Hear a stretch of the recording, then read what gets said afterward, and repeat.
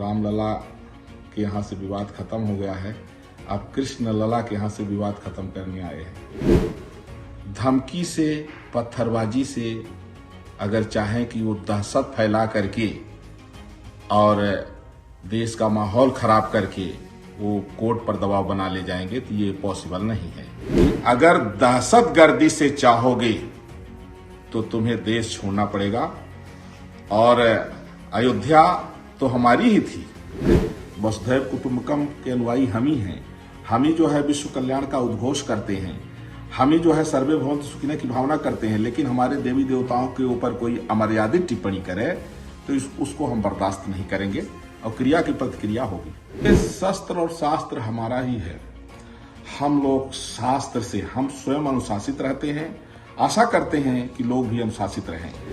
तो इसलिए पहले हम हिंदू राष्ट्र बनाएंगे, क्योंकि हिंदू राष्ट्र बनते ही जितने यहाँ 25 करोड़ मुल्ला हैं ये सब घर वापसी कर लेंगे। यहाँ एक भी मुल्ला और एक भी जो है पादरी नहीं दिखाई पड़ेगा। सब घर वापसी कर लेंगे, क्योंकि कन्वर्टेड हैं ये। और इसके बाद हम अखंड भारत की ओर बढ़ेंगे तो हम सक्षम रहेंगे फिर जो है उनका सामना करने। बहुत बहुत स्वागत है मथुरा भगवान श्री कृष्ण की धरा पर। महाराज जी, जय श्री राम। कैसे आगमन हुआ मथुरा की धरा पर, बताइए प्लीज। मर्यादा पुरुषोत्तम भगवान श्री राम की पावन जन्मभूमि में अयोध्या से तपस्वी छावनी पीठाधीश्वर जगत गुरु परमहंस आचार्य राम मंदिर का निर्णायक आंदोलन हमने किया। और अब रामलला के यहाँ से विवाद खत्म हो गया है। अब कृष्ण लला के यहाँ से विवाद खत्म करने आए हैं। देखिए, काशी और मथुरा को अगर मुसलमान नहीं छोड़ेंगे तो उनको देश छोड़ना पड़ेगा।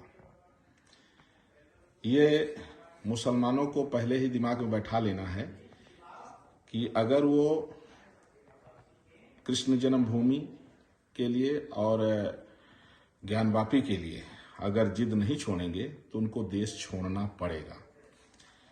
हमारी लड़ाई संवैधानिक रूप से चल रही है। जिस तरह से अयोध्या से विवाद खत्म हुआ उसी तरह से काशी और मथुरा से भी विवाद खत्म होगा। जो मुसलमान या इस्लामिक संगठन ये कह रहे हैं कि हम काशी और मथुरा को नहीं छोड़ेंगे, तो उन्हें ये समझ लेना चाहिए कि ये भारत की भूमि है। यहाँ संविधान के दायरे में सबको रहना पड़ता है। चाहे आप प्रेम से रहिए, अगर प्रेम से नहीं रहेंगे तो आपको संविधान के दायरे में रखने का काम प्रशासन करेगी। और धमकी से, पत्थरबाजी से अगर चाहें कि वो दहशत फैला करके और देश का माहौल खराब करके वो कोर्ट पर दबाव बना ले जाएंगे तो ये पॉसिबल नहीं है। यहाँ संविधान के दायरे में हम हैं और दूसरे पक्ष से भी आशा करते हैं कि संविधान के दायरे में रहें। अगर वो संविधान के दायरे में नहीं रहेंगे तो ये प्रशासन का काम है, सरकार का काम है कि सबको संविधान के दायरे में रखें।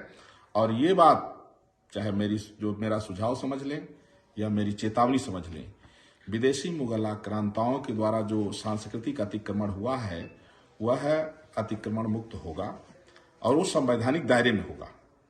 अगर कोर्ट के आदेश के बावजूद जिस तरह से धमकियां आ रही हैं मुल्लों की, मौलवियों की और इस्लामिक संगठनों की, उनको ये साफ साफ मैं संदेश दे रहा हूं, वो चाहे चेतावनी समझ लें, चाहे धमकी समझ लें, चाहे ये संदेश समझ लें कि अगर दहशतगर्दी से चाहोगे तो तुम्हें देश छोड़ना पड़ेगा।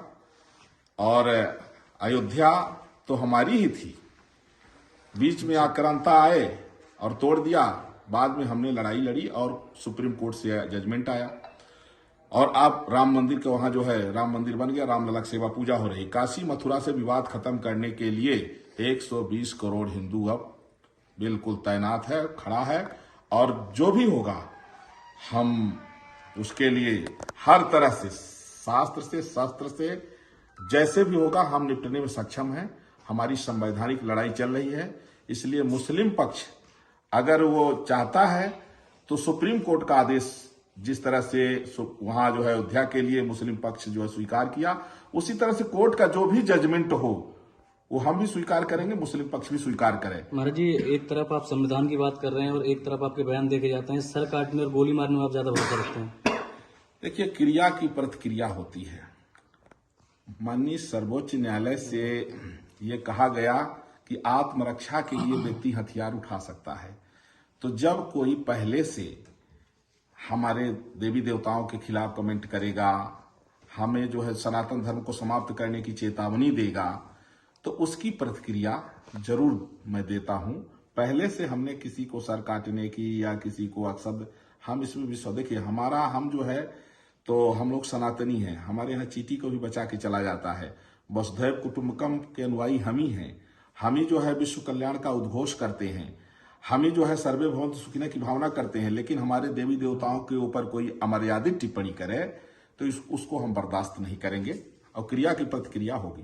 महाराज जी, हथियारों के बहुत शौकीन बताए जाते हैं आप, आपकी फोटो भी काफी सोशल मीडिया पर वायरल है। देखिए, शस्त्र और शास्त्र हमारा ही है, हम लोग शास्त्र से, हम स्वयं अनुशासित रहते हैं, आशा करते हैं कि लोग भी अनुशासित रहें। महाराज जी, संत शांत होता है, इसको किस नजरिए से देखते हैं आप? हाँ, देखिए, संत जो होते हैं वो शांत होते हैं समुद्र की तरह, लेकिन समुद्र से ही आप देखते हैं कभी कभी ज्वार भाटा भी आता है, कभी कभी जो है समुद्र से जो है लहरें आगे भी आ जाती हैं।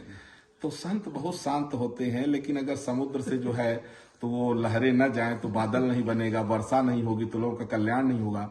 तो संतों का जो क्रोध भी होता है वो जन कल्याण के लिए, मानवता की रक्षा के लिए होता है। अखंड भारत की परिकल्पना कैसी रहेगी आपके अनुसार? देखिए, अखंड भारत तो होना ही चाहिए, क्योंकि भारत से केवल पाकिस्तान मंगला ही देश नहीं कटा, इराक, ईरान, इंडोनेशिया, सीरिया इत्यादि सब अखंड भारत के हिस्सा रहे हैं। चीन है, चीन भी हमारा ही हिस्सा है।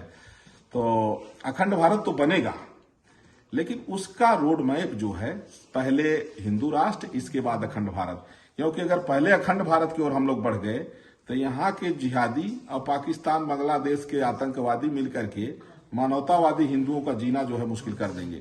तो इसलिए पहले हम हिंदू राष्ट्र बनाएंगे, क्योंकि हिंदू राष्ट्र बनते ही जितने यहाँ 25 करोड़ मुल्ला हैं ये सब घर वापसी कर लेंगे। यहाँ एक भी मुल्ला और एक भी जो है पादरी नहीं दिखाई पड़ेगा, सब घर वापसी कर लेंगे, क्योंकि कन्वर्टेड हैं ये। और इसके बाद हम अखंड भारत की ओर बढ़ेंगे तो हम सक्षम रहेंगे फिर जो है उनका सामना करने के। महाराज जी, राज्यसभा का मामला बड़ा ही, इसके बारे में क्या कहना चाहेंगे? नहीं, ठीक है, कोई दिक्कत नहीं है। देखिए, किस नजरिए से आप देखते हैं, एक बार विस्तार से बताएंगे? भारतीय जनता पार्टी ने ये साबित कर दिया है कि भारतीय जनता पार्टी रामराज की सरकार है। अन्य पार्टियां जो है कोई जातिवाद में, कोई परिवारवाद में, कोई तुष्टीकरण के दलदल में घुसी हुई हैं, जिससे देश का भारी नुकसान हो चुका है। अब जनता इन जो है तुष्टीकरण की राजनीति करने वालों को बिल्कुल नहीं जो है तो देख पसंद कर रही है। तो भारतीय जनता पार्टी का परचम लहरा रहा है, राज्यसभा में भी भारतीय जनता पार्टी ही रहेगी।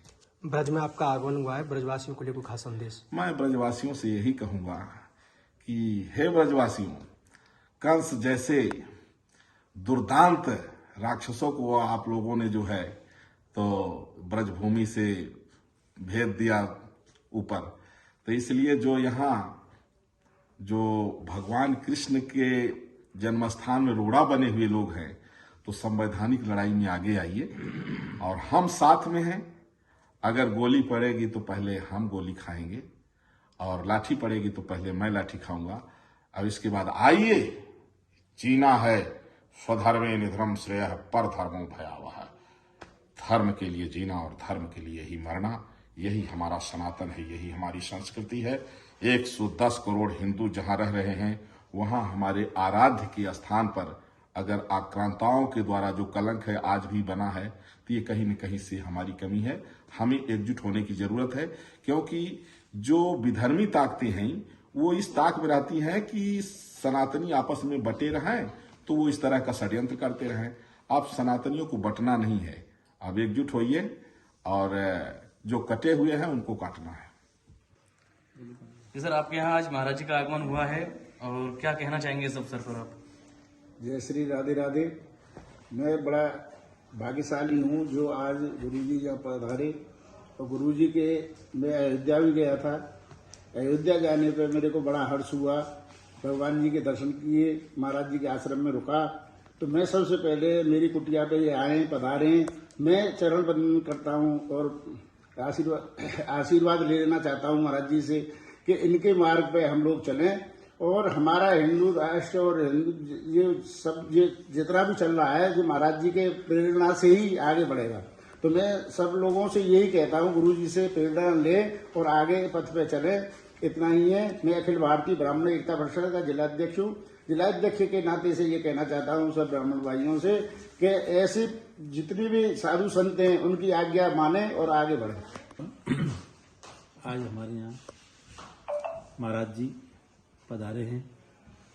हमने महाराज जी का चरण वंदन किया है और आज हम महाराज जी के दर्शन करके बहुत बहुत धन्य हुए हैं।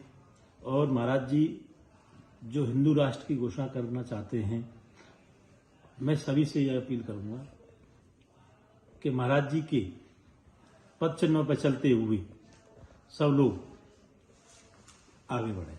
जय श्री